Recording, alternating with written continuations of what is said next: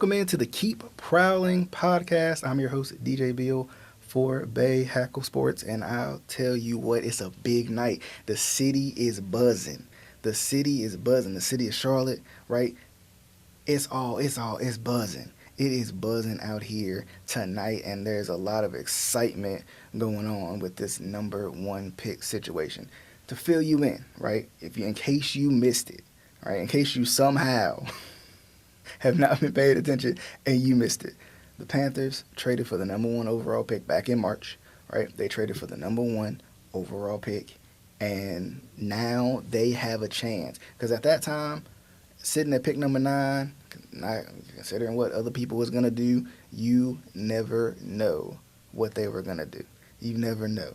So the Panthers took it into their own hands. They traded their number one wide receiver. They traded a couple of picks. They swapped with the Chicago Bears, and now they're looking at a chance to pick anybody they want in the draft, but we all know that the Carolina Panthers will probably, more than likely, it's like almost a consensus at this point, it's almost guaranteed, if you can guarantee anything in sports, that they will pick a quarterback tonight during the draft. Look, CJ Stroud, Bryce Young, Anthony Richardson, Will Levis are the 4 prospects on the list.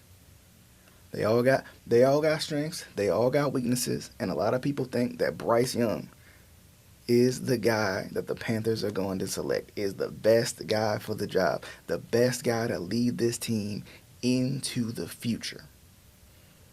But the criticism on him is he's too small, is what people say, right?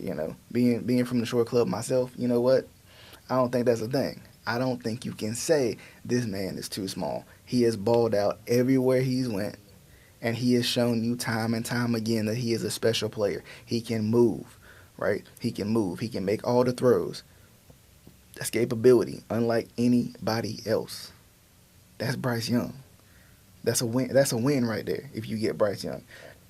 Then you're looking at a guy who was kind of touted to be the number one pick for a long, long time. And then as of late, for whatever reason, people have said this guy might not be the number one pick. CJ Stroud, right, from Ohio State, the Ohio State quarterback, who has shown, hey, I can make all the throws too. I can move around a little bit too. But the biggest issue, I think, with CJ Stroud, a lot of people worried about the cognitive test and all that. But I think the biggest issue with CJ Stroud is kind of not even his fault.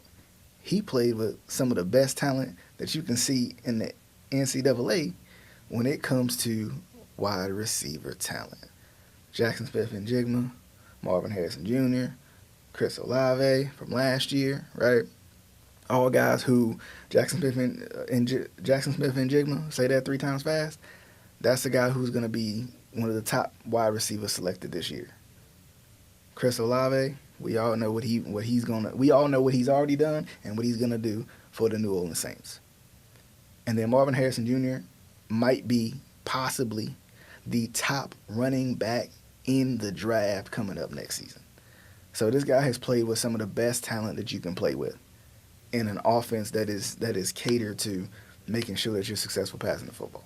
So that's the thing about CJ Stroud. I think honestly, CJ Stroud could go into a situation and probably prove a lot of people wrong. CJ Stroud could probably go into a situation and be exactly what a team needs. He can move, right? He can make all the throws.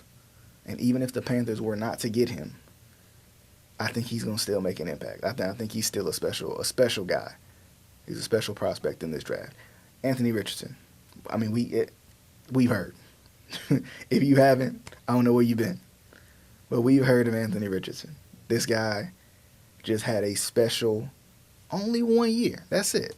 He's had a special year and has skyrocketed himself to a top prospect in the draft for QBs.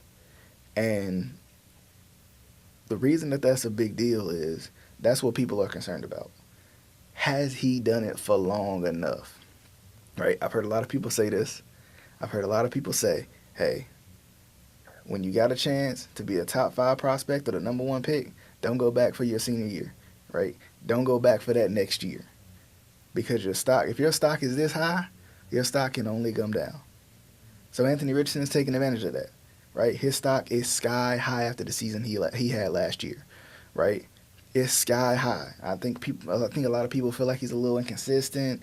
I think a lot of people feel like he's a guy who just needs a little bit of polish, right? With the right coach and the right system, with the right guys, he gonna be excellent. He gonna be out. This dude could be an absolute stud in this league, but it just depends on who he gets paired with, right? What coaches he ends up with, what receivers he ends up with, possibly what running back he ends up with. That's the deal with Anthony Richardson. And then, of course, you got Will Levis, who I think a lot of people are like, nah, I don't want Will Levis, right? I think a lot of people, especially for the Panthers at least, right, for the number one pick, definitely don't want Will Levis. I think they feel like there are better prospects out there that fit this team a little bit more, better kind of do-it-all type guys. Will Levis, he gets a little bit of comparison to Jay Cutler. He gets a little bit of comparison to Josh Allen, right, and being a very raw prospect, right? He's shown that he can be accurate. He's shown that he can be a guy who can, pick up some big wins.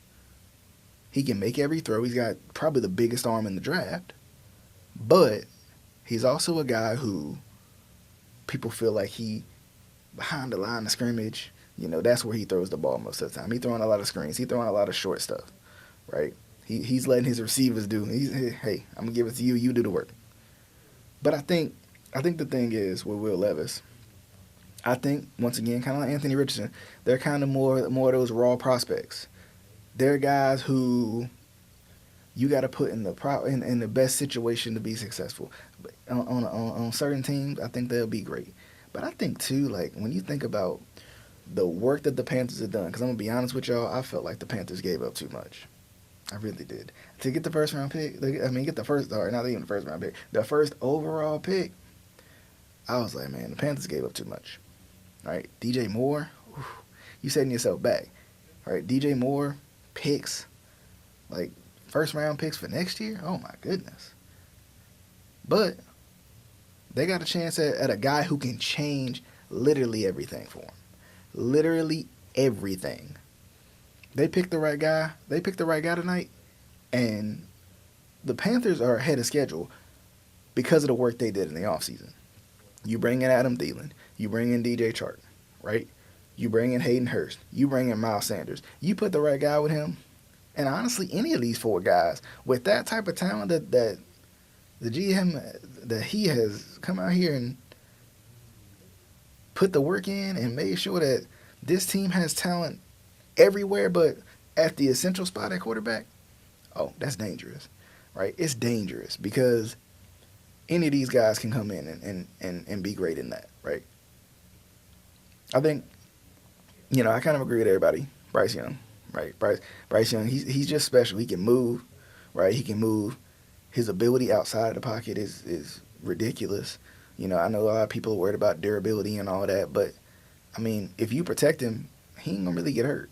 It's just a contact sport. It's a physical sport, but if you protect your guy QB, it don't really even matter. Drew Brees didn't really struggle with injuries when he had a line around him that was everything you needed. Tom Brady didn't struggle with injuries once he had a line around him where, you know what I'm saying? I think all these guys are special, and I think the right coach will make sure that they magnify what they do well, and they're going to minimize what they do wrong. So, my personal pick is Bryce Young, right? But I want to know from you all. You can chime in on Bay Aqua Sports on Facebook or Bay Aqua Sports on Twitter and let me know, what do you think? I don't even want to know who do you think they're going to get. I want to know, who do you want? Who do you want as the number one overall pick in the draft? Who do you want? Do you want C.J. Stroud? C.J. Stroud. Do you want C.J. Stroud? Do you want Bryce Young? Do you want Anthony Richardson? Do you want Will Levis? Or do you want somebody else? You want another position. Some of y'all are probably defensive minded people. Do you want somebody else? Who knows? But I mean, it's a big night.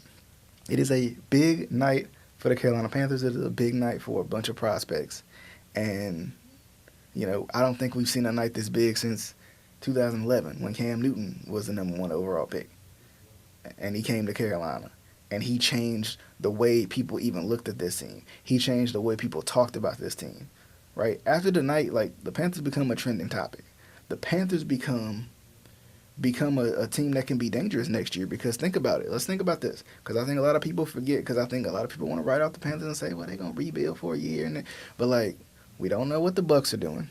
We don't know what the Saints are doing, right? And the Panthers were literally one game away last year from hosting a playoff game in Charlotte with the team they had last year. So imagine you add the guys we talked about before at receiver. You add Miles Sanders at running back. And whoever they, of course they're going to be drafting for need tonight when it comes to the draft. Just imagine how special this team could be. This team could honestly be 1 year ahead of schedule. This team could be exactly where you want them to be coming up after this Thursday night. And I mean, not even necessarily this Thursday night, this whole weekend. This whole weekend is going to be big for a lot of teams. But for the Panthers, right, they get their guy quarterback, and then they fill in some of those elusive needs. I know edge rusher is one, right? They get some guys who they need exactly to kind of fill in some of those gaps because the Panthers already got a pretty good team so far, whether it be what they built through free agency or what they had last year. There was a reason they was able to compete with the teams that they competed with last year. And I think, with that being said, I think that means that they're not only ahead of schedule, but this pick is huge for them. This pick is huge for them. And the first overall pick comes with a lot of pressure. because, I mean, people remember Baker Mayfield. I mean, especially Carolina fans. But people remember Baker Mayfield. People remember Jamarcus Russell. People remember Sam Bradford, right? But also, on the contrary, people remember the Kyler Marys of the world, I mean, people remember these guys, right? People remember your successes and they remember your failures. So I think the Panthers have to figure out I think they know what they want. I think they know exactly, the report came out that they knew exactly who they wanted to build on their team. We just don't know it yet. So I want to know, who do you think is going to be? What prospect do you think is going to be, and what prospect do you want it to be? And, of course, we'll be back to talk about this first round, how the first round went, what happened with it, right? We will be back to definitely let you guys know, did they make the right decision? Did they make the right decision? Is there any wrong decision? I want to know. But, as always, definitely hope you guys enjoyed the show today, and we will be back with the Keep Prowling podcast for many, many more episodes to come.